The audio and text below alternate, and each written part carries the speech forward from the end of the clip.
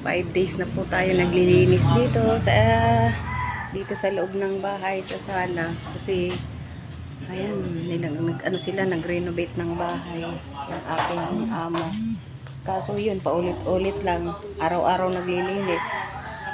Bawat pagkatapos ng manggagawa, lilinisin namin, tapos kinabukasan linis na naman ulit. Ayan, ito pa lang ang aking nalilinis. Ito pa sila sa labas, may ginagawa pa.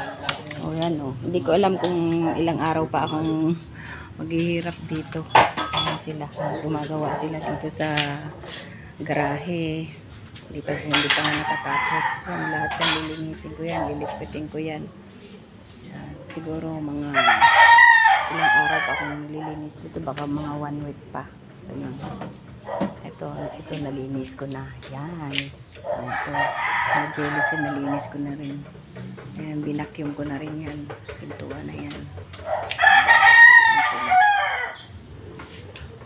At ito guys, ang malupit.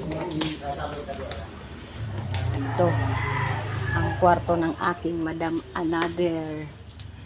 Kalat na naman. Ayan, oh, kita nyo, oh. Ayan. General cleaning ko na naman siya. Ayan. Ayan, kasi hindi pa yan tapos. Tapos yan, napalitan na rin ng ilaw. Another general cleaning. Kadalawang general cleaning na ako dito. Diba guys, dapat pagkatapos ng trabaho, tsaka natin linisin ang ating pinapagawa o ang bahay. Pero dito iba, kailangan gagawin ng umaga hanggang hapon.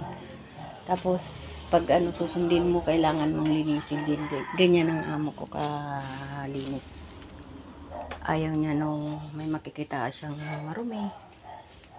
Kailangan sundin mo talaga yung nagtatrabaho. Na yung mga kalat nila, kailangan mong linisin agad. Di ba nakakapagod? Pero tinitiis ko lang. Kasi tayo ay nangangamuhan lang eh.